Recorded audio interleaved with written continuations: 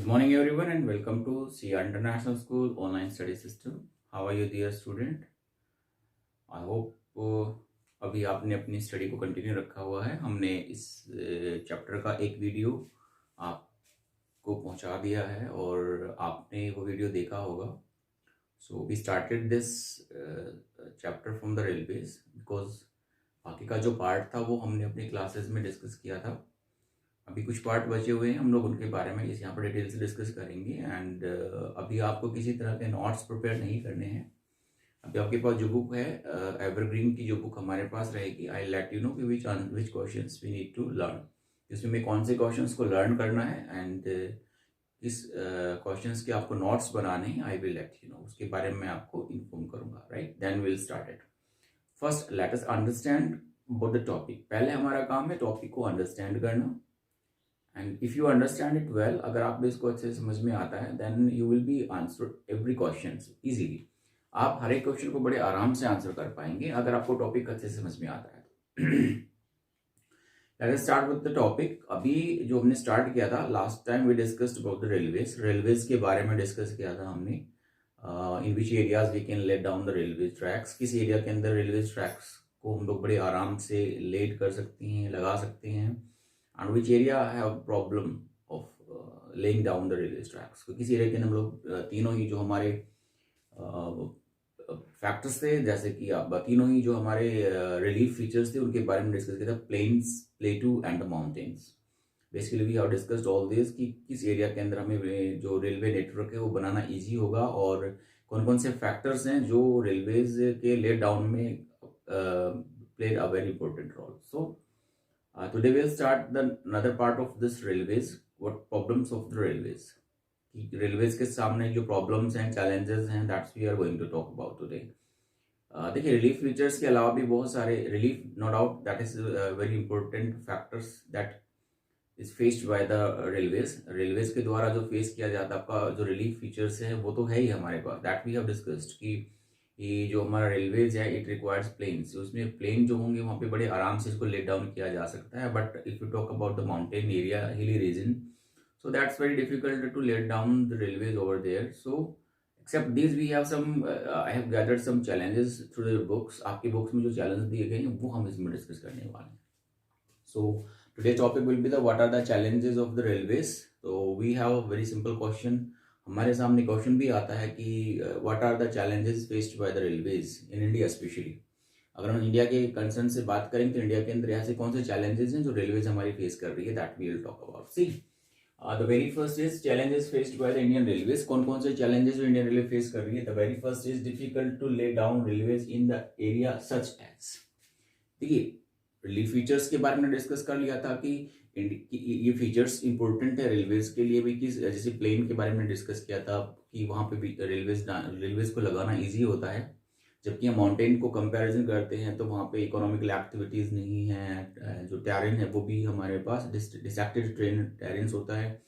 सो इस एरिया के अंदर रेलवेज को लगाना मुश्किल है। तो उस केस में इंडिया का वो कौन सा पार्ट है जहाँ पे ये रेलवे ट्रैक्स को बनाना मुश्किल है? So we have some relief features.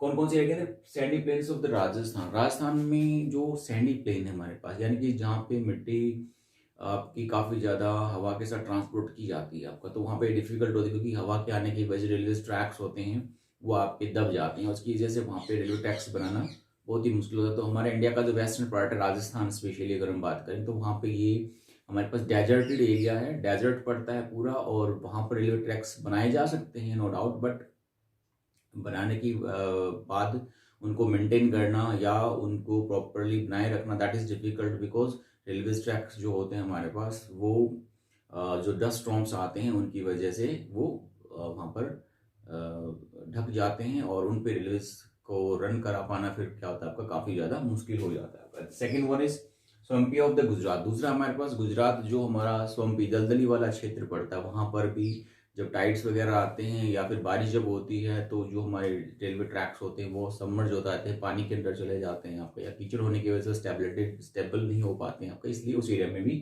Railway tracks है उनको बनाना बहुत ही मुश्किल होता है।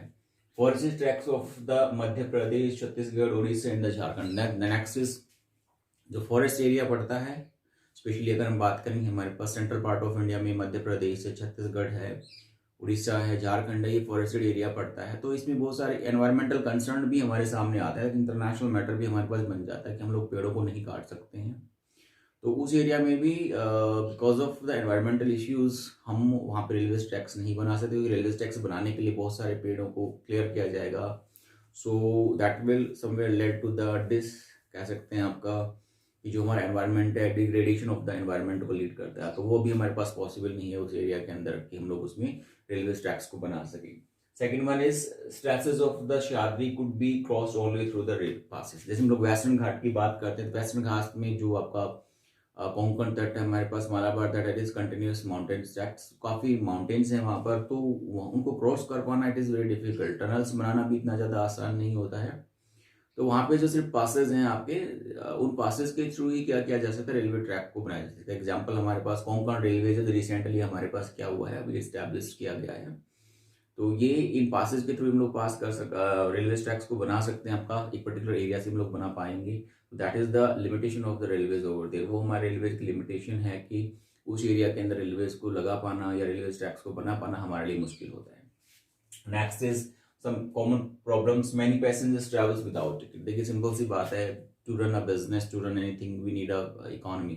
हमें इकोनॉमी की जरूरत होती है, और उस केस में हमारे इंडिया की स्पेशली जो देखें हमारे पास बहुत सारे ऐसे पैसेंजर्स होते हैं दे ट्रैवल्स विदाउट टिकट, बिना टिकट के ट्रैवलिंग करते हैं। आपको ऐसे जो हमारा इंडियन रेलवे है उसको बहुत बड़े इकोनॉमिक लॉसेस को फेस करना पड़ता है।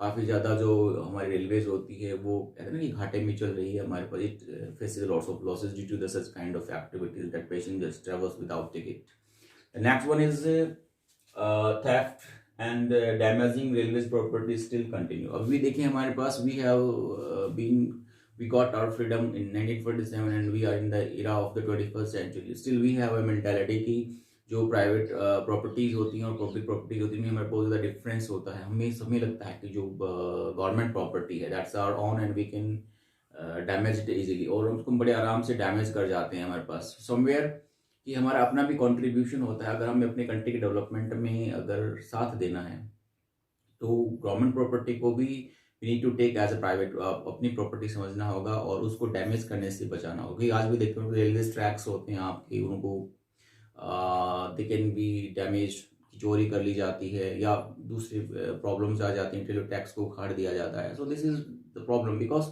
We think that this property belong to the government and people take undue advantage of such kind of things. आप खुद समझ सकते हैं आप कैसे इसको। Next one is unnecessary chain pulling. ये बहुत अच्छी बात है, जहाँ को मतलब जिसको भी जहाँ अपनी ट्रेन को रुकवाना है, हमारे ट्रेन एक बेनिफिट दिया है कि कोई ऐसी कोई प्रॉब्लम आती है, इमरजेंसी होती है, उस केस में आप ट्रेन को रुकवा सकते हैं। लेकिन जो हमारे इंडिया के लोग हैं वो क्या करते हैं, आपका बिना मतलब रीजन के भी ट्रेन को रुकवा लेते हैं। आपका सब अननेसेसरी ट्रेन पुलिंग होता है। हालांकि गवर्नमेंट ने उसके लिए रूल्स बनाए हैं, पनिशमेंट्स भी हैं, लेकिन even it is hard to track that such kind of thing. उनको ट्रैक करना बहुत मुश्किल हो जाता है। तो ये हमारे इंडियन रेलवेज हैं, और विद दिस इसकी प्रॉब्लम्स अभी भी स्टिल हमारे पास कंटिन्यू है। Being a aware citizen we need to take care of all these problems, specially जिनको जो हम कर सकते हैं वो हमें अपने रेलवेज के लिए जरूर करना चाहिए। तो this is the end of your railways के टॉपिक। जो हमारे पास रेलवेज हमारे पास वो कंप्लीट हो जाता है। Now we will talk about the next means of the transportation, that is pipelines. Pipelines के बारे में बात करेंगे। As you know that pipeline जो हमारे पास है that is new form of the transportation. ये भी पहले हमारे पास ट्रांसपोर्टेशन नहीं होता था पाइपलाइन के थ्रू, लेकिन अभी हमारे पास रिसेंट में आया हुआ हमारे पास कंसेप्ट है। पाइपलाइंस के थ्रू भी हमारे पास ट्रांसपोर्टेशन यूज करते हैं, सच एज लिक्विड थिंग्स जो हमारे पास होती हैं, लिक्विड मेटल जो होते हैं हमारे पास, लिक्विड मटेरियल जो होता है उसको ट्रांसपोर्ट करने के लिए सबसे जो बेस्ट ट्रांसपोर्ट होता है हमारे पास वो पाइपलाइंस होती हैं।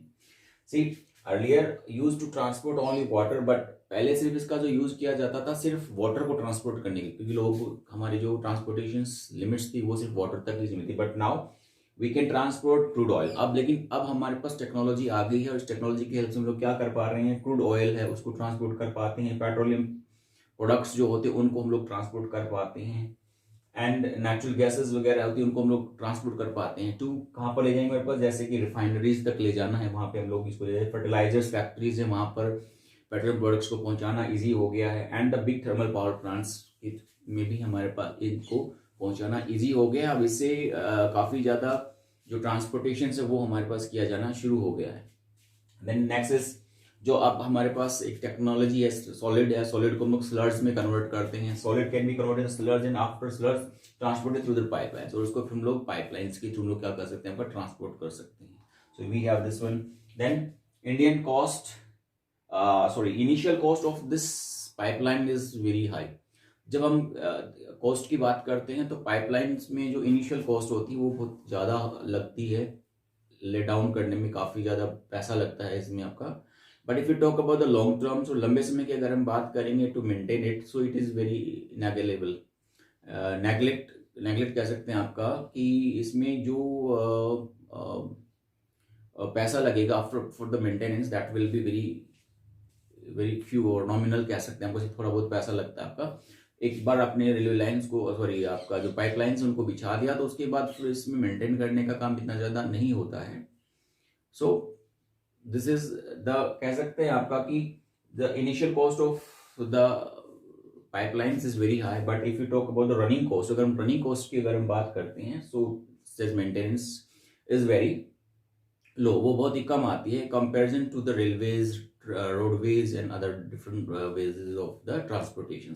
तो रेलवेज की बजाय रोडवेज की बजाय फिर हमारा जो पाइपलाइन है वो ज़्यादा हमारे पास चीप पड़ता है, right. Next, what is the another benefit of this pipeline is also there is a low chance of transshipment losses. देखिए, जब हम रेलवेज के थ्रू ट्रांसपोर्ट करते हैं या फिर रोडवेज के थ्रू ट्रांसपोर्टेशन करते हैं, सो प्रोबेबली ऐसा हो जाता है कि हमारे लॉसेस बढ़ जाते हैं. जैसे कि हमने ट्रांसपोर्टेशन करना है आपका, कोल को ट्रांसपोर्ट कर रहे हैं आपका रेलवेज से, फिर हम लोग इनको आपका रोडवेज में ट्रांसपोर्ट करेंगे, तो वहाँ पे जो कोयले का पार्ट है वो छूट जाता है, टूट जाता है, इससे हमारे पास लॉसेस बोलते हैं हमारे पास. So this losses is not done into the shipment of the pipeline.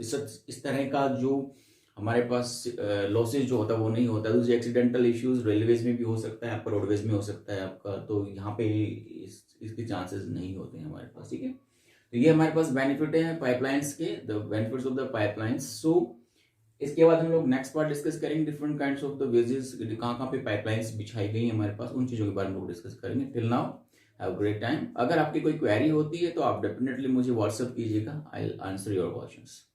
That's all for the day. See you next time. Bye. See you.